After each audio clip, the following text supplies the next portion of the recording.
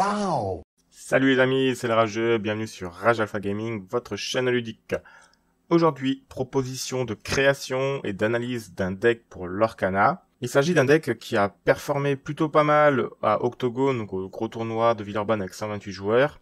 Pourquoi? Parce qu'il contre assez parfaitement les gros decks de contrôle via son mécanisme d'agression. Donc c'est un deck aggro et reposant notamment sur les cartes avec la capacité d'évasion, donc les cartes évasives qui ne peuvent pas être ciblables en dehors des cartes qui ont également cette capacité. Vous l'aurez compris, c'est un deck qui va droit à la course au lore. Vous devez mettre vos 20 points le plus rapidement possible. On va dire que si vous n'arrivez pas à les mettre à partir du tour 7 ou 8, la partie sentira un peu mauvais pour vous. Mais si vous y arrivez, eh bien écoutez, c'est GG et la victoire sera facilement empochée. C'est un deck que j'ai également envie de mettre en avant, car c'est un deck plutôt budget friendly, c'est-à-dire qu'il ne vous coûtera pas des 1000 et des 100 à monter. Il y a essentiellement deux cartes qui coûtent un peu cher, mais qui sont encore relativement facilement trouvables, soit à l'achat individuel, soit à l'échange, que je favorise toujours. Il s'agit de la première vidéo sur la chaîne de ce type, ainsi je vous invite fortement à commenter, à critiquer dans toujours la bienveillance pour savoir un peu ce que vous voulez voir sur les prochaines vidéos de ce type.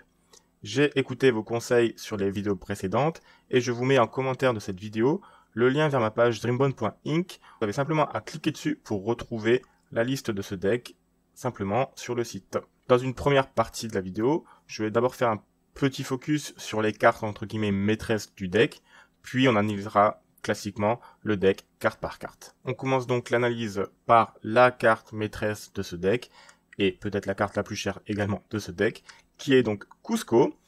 C'est une 2-4 pour 5 non ancrable, qui vous rapportera 3 points de l'or lorsqu'il partira en quête. Il a la règle Ward, c'est-à-dire qu'il ne peut pas être ciblé en dehors des challenges.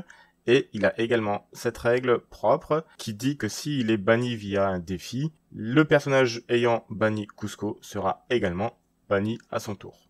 C'est un peu un copier-coller du pouvoir du chat de Cheshire qui est fortement joué et qui est bien sûr également présent dans ce deck. Pourquoi cette carte est une carte maîtresse? Vous l'aurez compris, on veut mettre nos 20 points de l'or le plus rapidement possible. Et quoi de mieux qu'une carte qui en met 3 à chaque tour. Elle n'est pas ciblable, donc elle est à l'abri des feux dragons ou d'autres cartes qui pourraient la détruire. Et si par malheur elle devait se faire défier et bannir via un défi, elle emporterait avec elle la carte l'ayant bannie. Néanmoins, cette situation n'étant pas une situation que vous voulez voir se produire régulièrement dans vos parties, elle est accompagnée de 2 cartes permettant à Kuzco de se redresser. J'ai nommé le bouclier de vertu et le fou. Ces 2 cartes vous permettront aisément de partir en quête avec Kuzco, puis de le redresser, le rendant à nouveau inciblable et également impossible à défier. Kuzco est donc la carte à cibler en priorité avec ses capacités, mais le fou et le bouclier marchent également très bien sur, par exemple, le chapelier fou ou toute autre carte vous permettant de mettre plusieurs points de l'or sans que l'adversaire ne puisse en contrepartie venir vous défier.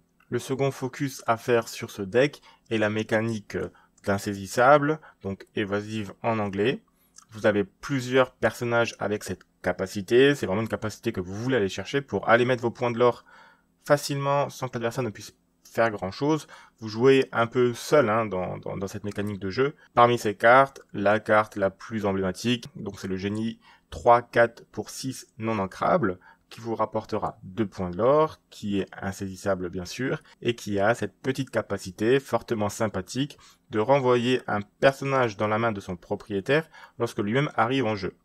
À noter que cette capacité marche sur les personnages adverses, mais marche aussi sur vos personnages. Dans certaines conditions, vous aurez envie de remonter en main un de vos personnages qui a potentiellement des dégâts, qui pourrait se faire bannir via un défi suivant, ou alors pour redéclencher l'effet de ce personnage, notamment le fou par exemple. En ciblant les personnages adverses, le but est bien sûr de vous faire gagner du temps. C'est évident que renvoyer un personnage assez costaud ou une grosse menace dans la main de votre adversaire va lui faire perdre potentiellement 2 tours. Voilà, dans un second temps, je vous propose une analyse carte par carte de ce deck. Donc en carte coûtant 1 d'encre, nous avons un duc de Weselton en 4 exemplaires. C'est une carte classique de début de partie qui pourra être envoyée en encre si on devait être amené à la piocher en fin de partie.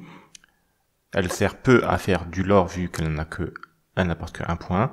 Par contre, elle est d'une grande utilité pour aller défier les personnages un peu trop agressifs adverses, tout ce qui est Lilo, etc. Ensuite, j'ai inclus la Cruella en 4 exemplaires. C'est une carte que personnellement j'affectionne plutôt. Elle est assez décriée en ce début de méta, mais sa capacité est loin d'être négligeable, surtout dans ce type de deck où renvoyer des cartes adverses en main lui fait perdre du temps et vous permet à vous, de votre côté, d'accélérer votre course au lore. Également, elle est ancrable, donc elle ne vous posera jamais de soucis, elle pourra toujours partir en encre au cas où. Évidemment, qui dit émeraude dit Flynn Rider, la meilleure carte actuellement du jeu selon moi en inco, qui mériterait évidemment d'être une rare au minimum.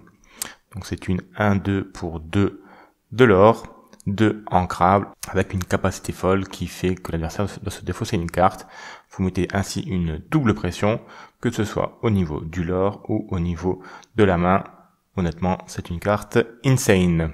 Afin de comboter avec le Cusco ou tout autre personnage comme décrit plus tôt, le fou est présent en 4 exemplaires. Alors, honnêtement, il pourrait être en 3, ça se discute un peu. Il est uniquement là, bien sûr, pour sa capacité d'attiser les flammes. Il combote potentiellement bien avec un génie qui vous permet de le renvoyer en main et de ainsi utiliser son pouvoir plusieurs fois par tour. Voilà, on a déjà vu sa place dans ce deck, elle est effectivement centrale. Le chat de Cheshire, qui est évidemment joué en 4 exemplaires, qui vous apportera 2 de l'or d'une manière assez stable. Il est ancrable et il cassera également la tête à votre adversaire qui se demandera est-ce qu'il faut que je l'attaque ou est-ce que je laisse filer au niveau du lore. Peter Pan, qui a été vu précédemment, qui est insaisissable, lui n'apporte que 1 de l'or, mais bon, il est insaisissable, c'est tout ce qu'on lui demande. Hans est inclus en 4 exemplaires dans ce deck, il pourrait être inclus en 3 exemplaires uniquement, ça se discute. Il est essentiellement pour sa capacité d'apporter 3 au niveau du lore et uniquement 4 ancrables. Ses stats stricto sensu sont assez faibles, mais ce n'est pas ce qu'on lui demande. La fée clochette, une 2-3 pour 4 ancrables, qui a insaisissable évidemment, qui donne insaisissable à une créature. Pareil, chez vous ou chez votre adversaire, c'est essentiellement chez votre adversaire que ça sera intéressant pour potentiellement aller chercher une créature que vous n'arrivez pas à attraper autrement. Elle vous rapportera 2 de l'or de manière assez stable et en général, c'est une cible que l'adversaire n'aime pas trop gaspiller de munitions contre elle, mais elle peut facilement vous apporter 4 ou 6 points de l'or durant votre partie. Son équivalent de Wish, j'ai nommé Pongo, donc c'est les mêmes stats, seulement lui ne donne pas insaisissable. Je l'ai également mis en 4 exemplaires, uniquement pour sa capacité d'aller mettre des points de l'or. Cusco, voilà, la carte centrale de ce deck, en 4 exemplaires. C'est la carte la plus chère de ce deck, oui, tout à fait. Vous la trouvez pour une dizaine d'euros à l'achat à l'unité en français, un peu moins cher en allemand. Voilà, il vous en faut 4. Et vous aurez un deck ultra compétitif. Le Chapelier Fou, qui est une inco uniquement, qui a également ce pouvoir de 3 de l'or, très fort. Et vous pouvez potentiellement l'utiliser avec le bouclier de vertu ou avec le fou pour pouvoir le protéger et ainsi mettre 6 points de l'or, ce qui est très fort. C'est également la seule source de pioche de ce deck, c'est une pioche très anecdotique, il faut qu'il soit défié pour que vous puissiez piocher une carte. Ce deck, vous l'aurez compris, s'essouffle très rapidement, c'est pourquoi vous devez gagner le plus rapidement possible. Dingo, comme ses confrères, pour 5 ancrables, 2 insaisissables. Le génie, qu'on a vu tout à l'heure, il n'est présent qu'en 2 exemplaires uniquement ici. Pourquoi? Parce que c'est une 6 non ancrable. On veut aller vite, et on n'a pas de mécanique de pioche. Donc on va vite s'essouffler. Les cartes coûtant 6, vous ne montrez à 6 d'encre que si vous avez ces cartes en main. D'accord? Sinon vous restez à 5, tranquillement. Donc le génie est uniquement présent en 2 exemplaires pour ça, ainsi que la Merguetel. La Merguetel est présente dans ce deck pour sa capacité qui empêche l'adversaire, donc un adversaire potentiellement agressif aussi. Il y a des decks qui sortent plus fort, plus vite au niveau agressif que ce deck-là. Donc cette carte-là, elle est faite pour les contrer. Elle empêchera les petites Lilo, quoi que ce soit, de partir en quête et les obligera soit à n'en rien faire, soit à venir se sacrifier sur vos cartes à vous. Et étant donné que vous avez beaucoup de cartes insaisissables, elles ne pourront pas faire grand chose. Donc en gros, ça empêchez l'adversaire de jouer pendant un tour ou 2 tours également. Et ben voilà, c'est GG, vous aurez gagné la partie grâce à cette carte. Elle est assez situationnelle, elle partira, dans la plupart des cas, elle partira en encre, hein, mais quand même, dans les matchs miroirs contre des decks agressifs, elle fera sûrement la différence. Au cas où la partie devait s'éterniser un peu et que vous avez besoin de supprimer une menace adverse qui pourrait vous contrer dans votre course au lore, des feux dragons en 3 exemplaires uniquement. Un 4e se discute en remplacement d'une des cartes qu'on a mentionné tout à l'heure. Et j'ai également inclus la chanson N'écoute que moi. La carte a bien sûr été faquée, hein, ce n'est plus son pouvoir actuel. La carte renvoie un personnage dans la main de son adversaire. C'est pas de la défausse, mais c'est de l'adversaire. Elle est également là, comme les autres cartes, pour ralentir l'adversaire. Enfin, il y a 3 boucliers de vertu qui est ancrable. Si jamais vous en avez pioché un, il peut partir en encre pour les prochains tours. C'est vraiment une carte très très forte. Peut-être un peu chère, mais bon, vu qu'elle vous permet de gagner la partie, les 3 d'encre par tour pour relever un Cusco, vous les payerez allègrement. Voilà, ça c'était l'analyse du deck en lui-même.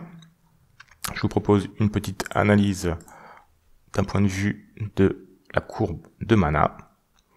Vous voyez évidemment une courbe progressive. Vous voulez jouer une carte à chaque tour, jusqu'au tour 5. Ensuite, vous vous arrêterez et vous ne montrez à 6 d'encre que si vous avez un génie en main et que la situation s'y prête, ou alors vous jouez un match miroir contre un deck aggro qui peut prendre un peu l'avantage sur vous, et dans ce cas-là, vous voudrez jouer une Merguttle pour contrer l'adversaire. Sinon, vous allez rester à ce niveau-là, et chaque tour, poser des cartes, partir en quête jusqu'à la victoire. Au niveau des couleurs, on a une prédominance d'émeraude. Évidemment, c'est les personnages les plus importants qui sont en insaisissable dans ce deck. Quelques cartes rubis, 18. On s'arrête toujours à 60 cartes pour être le plus efficient possible. Le deck est fortement ancrable. Évidemment, vous voulez poser une carte à chaque tour. 49 cartes ancrables pour 11 cartes non ancrables. Et vu que c'est un deck aggro, il y a énormément de personnages. 52 personnages, 3 objets, 2 chansons et 3 actions. Le site vous indique un prix moyen d'environ 150 $, donc une centaine d'euros, un peu moins si vous possédez déjà certaines cartes. Une grosse proportion de cartes communes et inco, donc forcément c'est un deck qui est assez accessible. Votre plus gros budget dans ce deck-là, ce sera peut-être les Cusco ou la Merguttle. Les génies ont vachement chuté au niveau du prix. Voilà donc ma présentation et mon analyse de ce deck insaisissable agressif qui est, encore une fois, plutôt budget friendly, qui permet honnêtement de remporter des games plutôt facilement. C'est vraiment un deck que je recommande à tous les joueurs qui ne veulent pas trop se poser de questions. Le but de ce jeu est de mettre 20 points d'encre. Et bien écoutez, vous allez les mettre assez facilement. Un grand merci pour le visionnage de la vidéo. N'oubliez pas, comme d'habitude, le petit pouce, le commentaire et l'abonnement si vous voulez voir d'autres decks analysés ou proposés sur la chaîne. Un grand merci, une bonne pioche à tous et bien sûr, ciao ciao les amis. Wow!